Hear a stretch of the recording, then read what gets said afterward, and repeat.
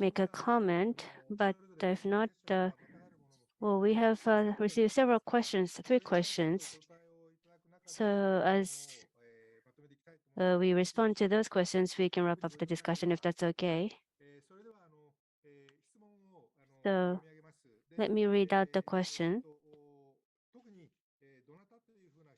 It's not a question specifically for whom, so if you're willing to answer to any of the questions, please raise your hand. So the first question is from the diplomat, the Japanese diplomat named Kotaro Abe. Let me read in English. In a recent opinion poll conducted among people living in the ASEAN member states, it was the first time since 2008 survey that China surpassed Japan.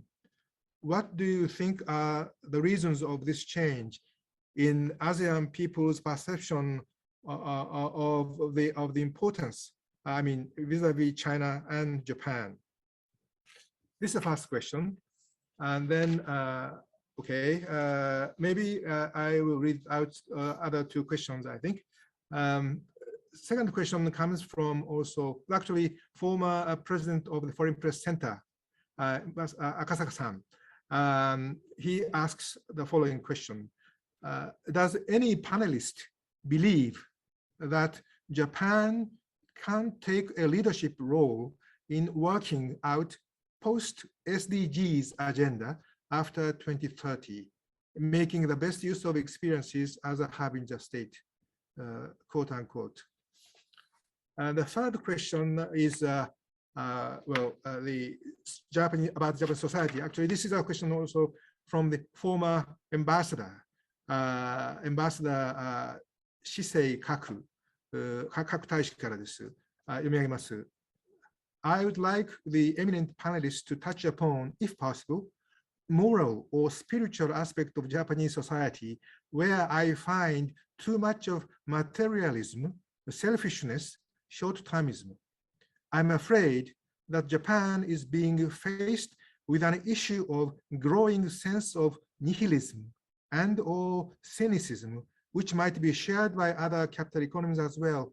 Maybe this is something to do with that, the point which you've been discussing about the young voters' perception of politics. Sorry, and then the following is this follow-up. Well, this is the last sentence. Is it time for us to reawaken ourselves on the importance of moral or spiritual aspect of our lives, quote unquote? So whoever can volunteer to answer these questions. Or first question about ASEAN people's perception on the importance of Japan versus China, which is changing. Or post SDGs agenda, Japan can take also a leading role. What do you think? And then problem of spiritual or the moral or spiritual aspect of our lives for the Japanese. This is rather yes, deep question. I can. Yes, please. Thank you. On the ASEAN one. Yes, please. I think he was talking about this survey that no result had come, come like this since 2008. And that is a really interesting result, I think. I don't have the percentages to hand, but I think what you have to look at is perhaps the relative sizes of the economy. If we go back that far, perhaps we're looking at the Chinese economy even maybe being smaller than the Japanese economy at that point, which is quite hard to imagine at this point. But unfortunately, I think in a sense this is inevitable. I mean, if you look historically, China has always been a massive influence in ASEAN and power, whereas Japan not so much. And Japan has made huge and very laudable efforts to support ASEAN, I think, since World War II, which I think they appreciate. But everyone can see that the relative sizes of the economy now are totally different. So if you're looking for a business partner, I think China's going to be the obvious answer, and that's there's really not a lot Japan can do about that. I mean, it can retain links, obviously, and will continue to do that, I'm sure, and be very much welcomed in all sorts of ways. But I think this is the inevitable sort of march of progress. Thank you, Isabel. Just for information, yes, I should have mentioned this to you. As a matter of fact, I think this is the MOFA's, Ministry of Foreign Affairs Japan's annual survey this year, which revealed 48% chose China, while 43% chose Japan. Anyway, thank you. Now, what about the second question of Akasaka-san or Ambassador Kaku's question? Any volunteers from the panelists? Sure, just one. Yeah, okay, please go ahead. One point to put forward when it comes to SDGs or post SDGs or sustainability in general and Japan's role. I think any talk of Japan in a leadership position on these questions is irrelevant until Japan's energy policy and decarbonization agenda changes and changes quickly. Japan obviously has structural disadvantages that make it harder to introduce renewable energy, and we know the long list of them: a deep continental shelf, lots of mountainous land.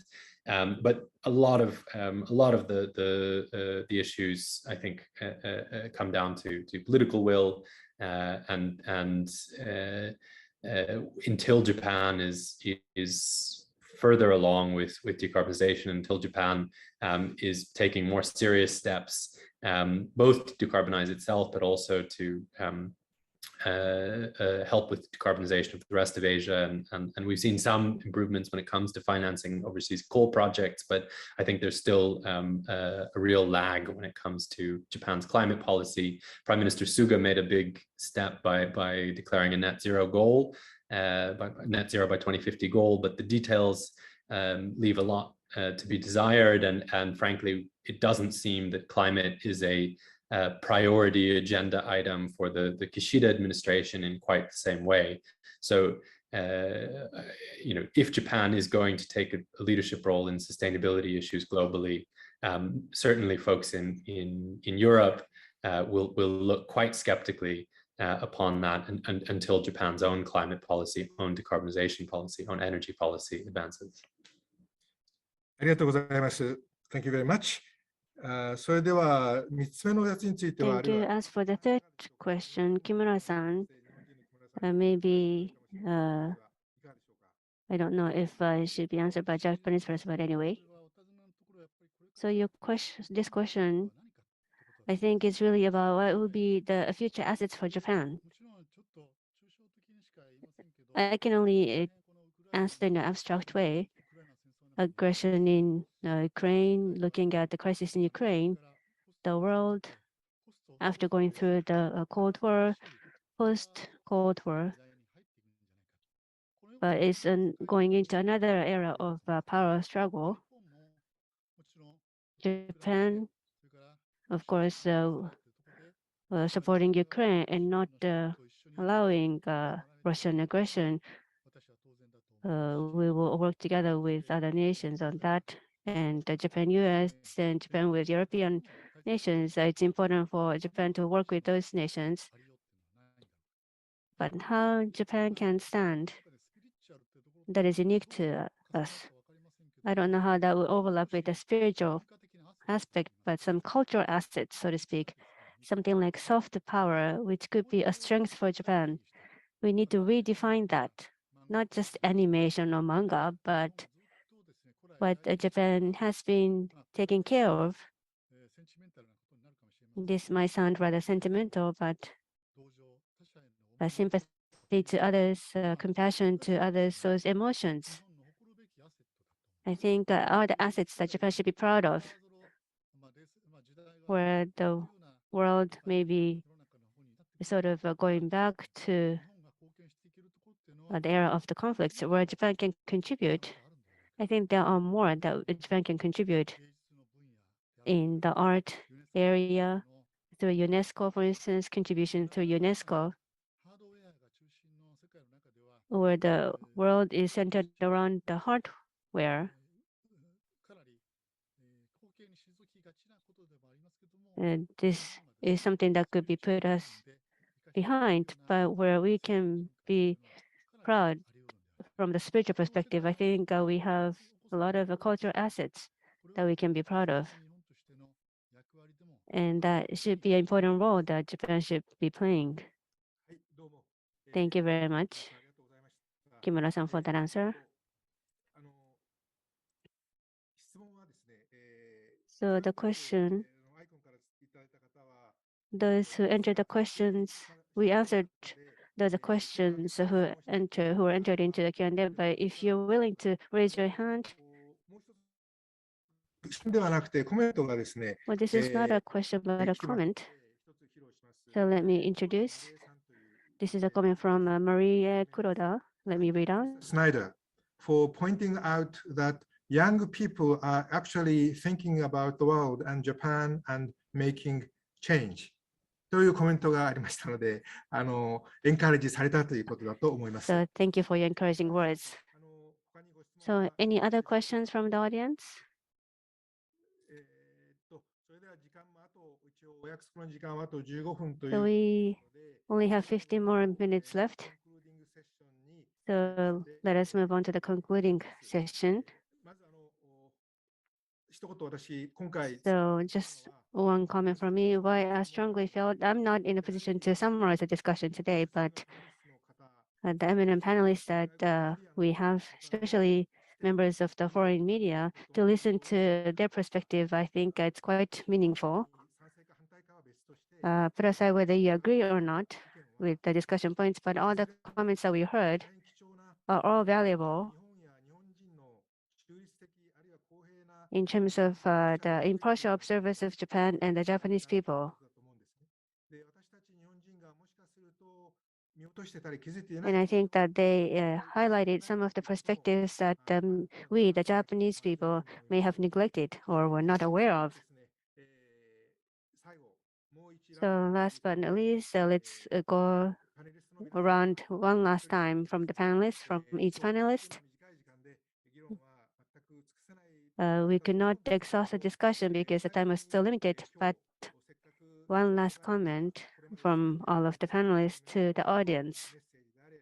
Any message or anything, or your observation, impression today within the 3 to 4 minutes each. Is that okay? So starting with Reynolds-san, Isabel, please, over to you. Thank you very much. Yeah, I think I'd like to finish off by sort of, in a sense, contradicting myself. I brought up a lot of the problems that I see in the labor force, and in the way Japan deals with its population issues. But I wanted to point out also that dealing with population issues in these ways brings problems of its own. I wouldn't want to say that bringing all women into the workforce and making them work long hours necessarily leads to the greater happiness of the whole population. I think, for example, one reason why the Japanese maybe eat a healthier diet than in other countries is because there are a lot of women at home preparing healthy food for their families. And if you look at immigration, obviously that can, if it's not handled properly, can lead to all sorts of conflict and different issues. So that there isn't a magic pill that can then sort out the problems that we're all facing. And I think not to directly address that issue about whether Japan is facing a kind of moral crisis and whether the Japanese are becoming too materialistic. I think that the huge picture that we're all facing is that we can't continue to expand as the human race can't continue to expand indefinitely. The planet is limited. So perhaps we do need to look at a way of handling a kind of evening out or a shrinking of the population as we're going forward, in order to just remain existing on the planet at all. So that's my philosophical point for the end. Yeah, but I'll leave it at that. Thanks very much. どうも、レイドンさん、ありがとうございました。最後の点も、Thank you very 質問 much. に対するお答えにもなっていると思います。あり And が I とうご think ざい your last point actually answered the earlier question. So Mr. Leo Lewis, please go ahead. ます。Please, you have the floor. Yeah, no, I think this has been a really fantastic work by the panel. I suppose my final observation really is that so look, you know, the way that people act with their money, it tells you a great deal about what they're actually thinking. And I think that it's possible, and it's, you know, it's possible to answer questions from pollsters or to vote in a particular way that makes it look like you care about one thing or you care about another thing, but actually the way that you behave with your money is often the most revealing. And I think that collectively Japan continues to behave as if actually there isn't a massive crisis on, and I think that the continued parking of huge amounts of savings in cash or cash equivalents, in savings accounts and so on. It speaks to a kind of confidence. I mean, not confidence is perhaps too much of a word. It speaks to a kind of sense that there's not much that one can do to change the situation, but equally that the current situation is not so fatally threatening to the average household that they need to do very much. Now, you know, I speak to a lot of people who believe that the best thing that could happen to Japan would be for it to divert more of its savings into riskier assets, into equities, and so on. And that may be the case, but at the you know, that has been something that people have been saying to me for the last 20 years, and it hasn't really happened. And I've come to think of it not as a particular failure necessarily of the imagination of the Japanese households, or even a kind of a really sort of a kind of risk aversion that is ultimately doing them a great deal of harm. I think it's becoming, I'm finding it more revealing of the outlook of the Japanese. They don't feel that we are in a crisis, no matter what they tell the pollsters, no matter what we foreign journalists write about how terrible the situation is. And so, you know, my final observation really is that yes, you know, we can point to many things that are that, you know, Japan has experienced first, and that have pretty, I would say, pretty bleak implications in some cases. And yet, you know, here we are. The Japanese household hasn't blinked yet, and so I think that's that's obviously something that we will continue to wait for.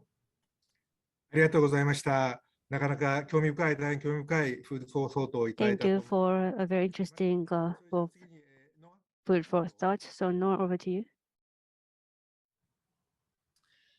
Well, thank you for again for the opportunity to speak on what has been a fascinating panel. I would just add to this discussion, and what I'm about to add is really a topic for an entire separate discussion of its own, but would add one more theme or one more area that I think is worth noting in the context of Japan as sort of harbinger state, and that's the geopolitical piece. You know, I think if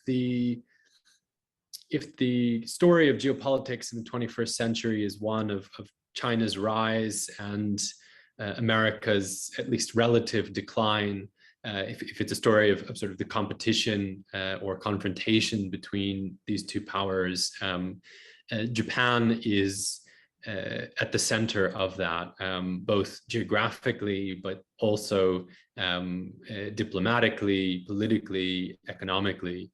And I think in any further discussion of sort of Japan as harbinger, the question of how Japan handles these forces, the rise of China and the decline of America, and how Japan adapts its own not only security and defense policies, but also its corporate behavior, its trade behavior, and its cultural and spiritual, if you will, orientations. I think it's really an essential piece of the picture. So we don't have time to get into that in great detail in this session, but perhaps we can reconvene in the future. ノアさん、ありがとうございます。あなたの Thank you, Noah. In last November or December, in the special report on Japan, your point was actually raised, if I remember correctly. And that was a very important point. So at a different opportunity, I would like to take this theme up at a separate occasion. So last but not least, Kimura-san, but before that, there's one additional comment, if I may read out, if anything, from Tanya Tanaka, visual artist, in English. So let me read out. If to stimulate democracy in Japan, particularly among young people, an openness to diversity through lively debate, political humor, greater direct exposure to other countries through a greatly reformed educational policy, which could lead to access to more sources of information and more interaction with a variety of people. Do you think it is possible in contemporary Japan? 木村さんに、これを振るわけなんですけど、最後締めていただいて、あるいは他の方もしコメントがあれば、ぜひおっしゃって、せっかくの質問ですから、So this is a question. So Kimura-san or anyone, if you can respond. So Kimura-san, if you can respond first. So in conclusion, but the way we think of things, as I was a journalist, we tend to be short-sighted. The Japanese newspapers are rather strange. There is a morning paper and the evening papers, and there's always a deadline all the time. So we need to have a longer span perspective, what is needed for the Japanese politics and on a global scale, or a civilization, to which direction we are going for.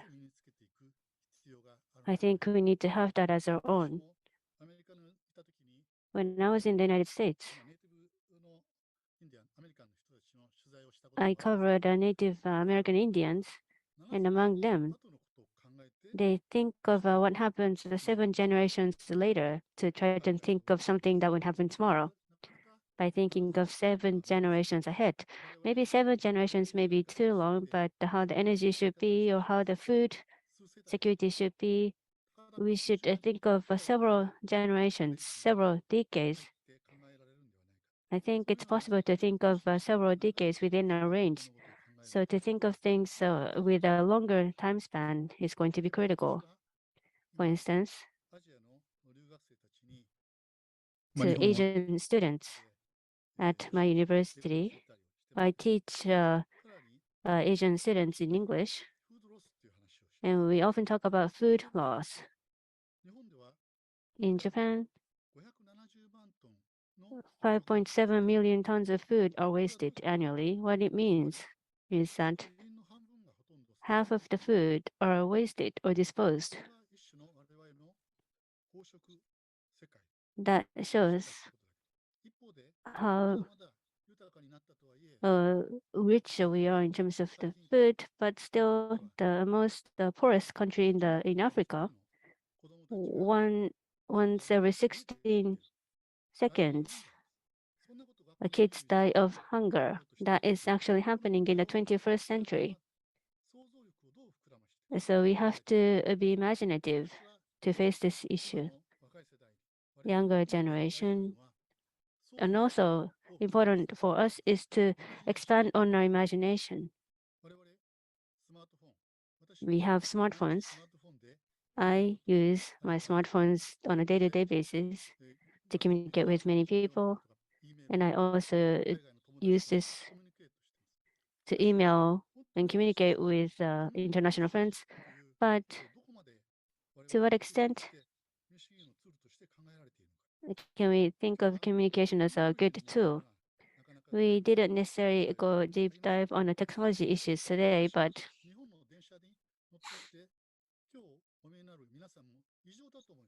I think on Japanese trains, I think it's so strange. Everyone is looking into their smartphones on the train, playing games or doing some line. It's a rather weird scene, abnormal. You may be connected with friends from another country, but how about people sitting next to you, people who are standing next in front of you? The lady in front of you may be a pregnant woman, someone next to you may be feeling sick. So how about you're lacking imagination for those people who are like only 2 or 3 meters close to you. So lack of imagination with the development of the technology will be even more obvious. So this technology advancement, of course, we have high hopes and expectation, but we should also be concerned about the virtual reality world.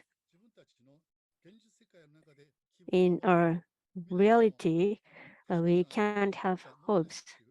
We can't have a good image for our future in physical reality. But in the virtual world, if you people look for well-being in the virtual world, then that will reach a nihilism world.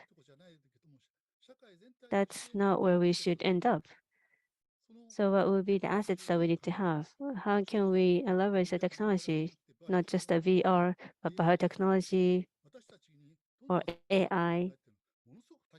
There is a variety of issues that are confronting us. In the upper house election, there's no room to cover those areas in a discussion. But as I mentioned at the outset, we have this word in Japan saying we should talk about long range over 100 years. To think about the structure things over 100 years is something that we need to go back. Otherwise, in the 21st century, this science and the civilization may be facing a great crisis. That's what I must point out. Sorry for a rather high level perspective. Thank you. That time is running out. So Tanaka-san, I'm sorry, but although I'm a moderator, in the democracy discussion, we talked about providing options, competition. That could be one answer. I think what you pointed out is possible. One thing I'd like to mention is that U.S. religious and political philosopher Dr. Reinhold Niebuhr, let me quote from him. He said in English, for justice makes democracy possible. 人間のその公正正義に the ということを people's capacity to realize that justice will make democracy possible. And he said, man's inclination to injustice makes democracy necessary と言ってるんですね。だからしかし彼の言いたいことはさらに言え so ば what he wants to say is that it's not a must necessity. In order to realize justice, democracy is not a must necessity. But unless we enter from a democracy, we can't do anything else.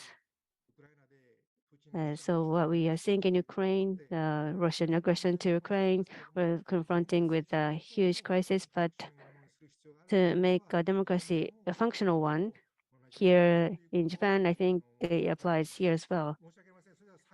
Sorry. So one last remarks from me as a message to the audience, if I may.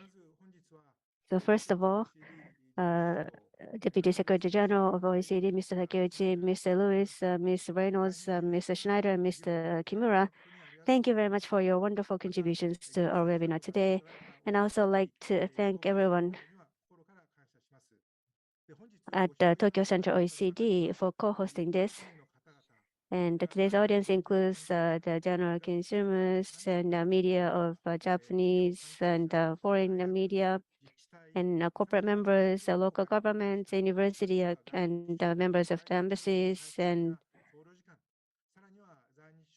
the government officials, and members of the Chamber of Commerce, and so forth. And some of you may have found us for the first time through this webinar. So you can find out more about what we do. Please refer to our website. And we will also upload today's webinar on our website at a later date. We're planning to have 2 more webinars this year. So we hope to have a very sharp perspective towards Japan, and we'll like to get attendance of the foreign correspondents who are being active to send out the information. So I hope you will look forward to that. And I will be sending you the questionnaire later on, so I ask for your support in filling out. And one last point, thank you to the interpreters for the simultaneous interpretation service. With this, we'd like to conclude today's webinar. Thank you very much for being with us. Thank you all.